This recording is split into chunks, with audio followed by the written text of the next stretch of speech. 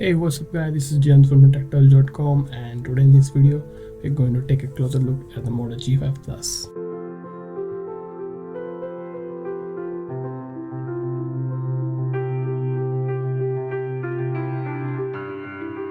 First of all, thanks to my friend Mank who gave his time and phone for the video.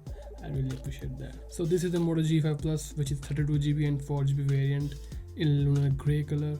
And today I'm going to show you the camera samples taken with the G5 Plus and all over performance of G5 Plus after 1 month. So here's the box of the G5 Plus with major specs on it. It has 5.2-inch Full HD display, 2GHz Snapdragon 625 processor, 12MP dual autofocus camera, and a 3000 mAh battery. In the box you get USB to micro USB cable, which you can use for charging and for data transfer, a volt charger, which is a turbocharger, and a pair of earphones, which is very plasticky and sounds really bad. And you get this fancy SIM ejector tool, which is pretty different from other SIM ejector pins available in the market. This is made of plastic and have a Moto logo.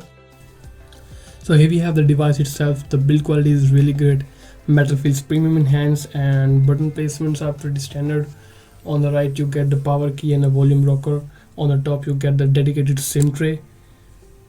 At the bottom you get micro USB port and a microphone and a 3.5mm jack, which sounds pretty good. There is no LED notification on the phone. Moreover, the speaker of the phone is embedded into the earpiece itself. In the front there is 5MP camera and a fingerprint sensor. At the back you get the camera bump and the proud Moto logo. Out of the box it runs on Android Nougat, and you can expect the upcoming version of Android on this Moto G5 Plus. This is 4GB and 32GB variant, and I would suggest you to buy 32GB variant only, as 16GB variant is not sufficient in 2017. From 32GB you get almost 28GB for usage, and Indian variant also get NFC, and which is ready for Android Pay. And Android Pay is not available in India right now. So let's talk about the display. It has 5.2-inch Full HD LCD display, which is protected by Gorilla Glass 3, and this time Moto has done a great job in the display department. The colors and the pixels of the display is sharp and really bright even in the daylight. This is all because of the size of the display. The size is just 5.2-inch, having a Full HD display, which turn out to be very crispy and really sharp. I hope my Moto G3 is doing justice with the display and you are getting a true picture of the display. And the size is 5.2-inch, which is really convenient as compared with 5.5-inch display. A really big thumbs up to Moto for the display. As I told you, there is no LED notification light on the Moto G5 Plus, but the Moto display is good enough to let you know about your latest notification. Moto display get activated as soon as you touch the phone, and which shows you the latest notifications, and you can directly access from the Moto display. Talking about the fingerprint sensor, it is placed in front and which forms very good. Fingerprint sensor on Moto G5 Plus is pretty quick and unlock your phone within milliseconds. And this is not a new thing. Every other phone has a good fingerprint sensor these days which can do this. But what makes it different is its additional functionality of navigation. You can turn one button navigation from Moto app, through which you can use fingerprint sensor for navigation. You can double swipe on the right to switch between the apps. Single swipe on the right opens up the recent app tray, and the left swipe is used to go back. Simple, effective and quick.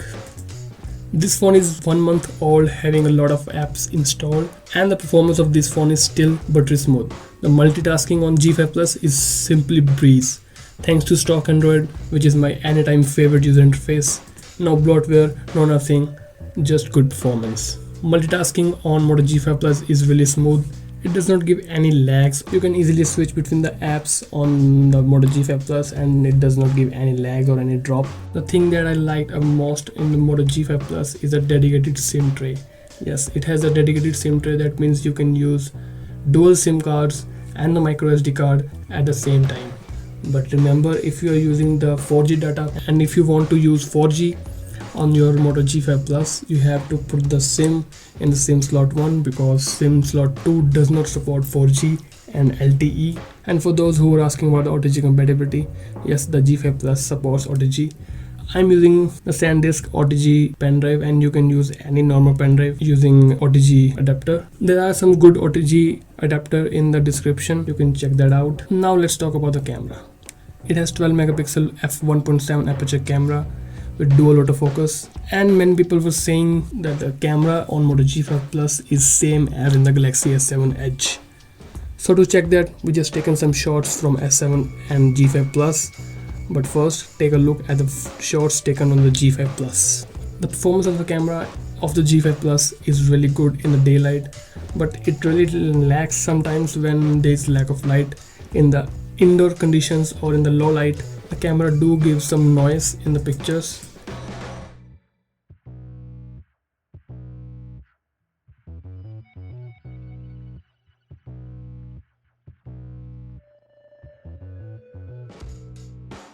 Now just pause the video and take a look at both the pictures. Look at the trees and the leaves area of the photo. The photo taken from S7 is really crisp and really bright as compared to G5 Plus. And take a look at the reflecting area of both the photos. The photo taken from G5 Plus have some noise, as I told you earlier. Moreover, the colors in the photo taken from S7 Edge are more bright and more colorful as compared to G5 Plus. Here's a video sample from the Moto G5 Plus. The quality of the video is really great, and you can also capture slow-mo videos at 120 frames per second, and you can capture 4K videos at 30 frames. Moreover, you can also shoot 60 frames video at 1080 and 720p. Here's another video from Moto G5 Plus at 60 frames per second, which turned out to be really good. As there is no optical stabilization in the G5 Plus, and software does all the stabilization tasks, and it is not that bad considering the price range. The video quality and the video stabilization is decent. It is not that great also. All over, the Moto G5 Plus has a great camera in its price point, and we just cannot compare the camera of Moto G5 Plus with the Galaxy S7 Edge, as there is a lot of price difference. But that doesn't mean that the camera of Moto G5 Plus is bad. The Moto G5 Plus has the best camera in its class. Moving to battery, it has 3000 mAh battery, and big thanks to Snapdragon 625 processor, which turned out to be very efficient and gives you the battery backup of 1 day, and it takes around 1 hour and 30 minutes to 2 hours to charge from 0% to 100%. All over performance of the Moto G5 Plus is really good and buttery smooth. The stock Android turned out to be really efficient. The things where G5 lacks is the speaker. I don't like the speaker of the Moto G5 Plus.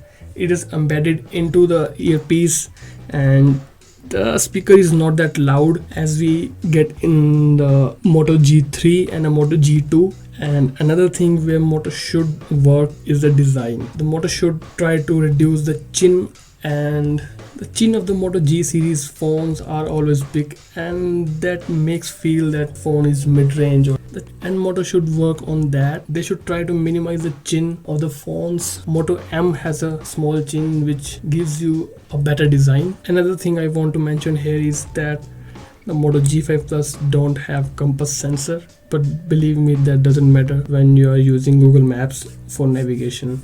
So all over, Moto G5 Plus is a great Android smartphone under 20k, and if you are planning to buy the Moto G5 Plus, go for it. But I would suggest you to buy the 32GB and the 4GB variant only, because 16GB is not sufficient in 2017. And if you want a dedicated gaming test of the Moto G5 Plus, let me know in the comment section. So that's pretty much for the video. I hope you guys liked that video. If you really like that video, please hit that like button, and please subscribe to the channel for upcoming videos, and I'll talk to you in the next one.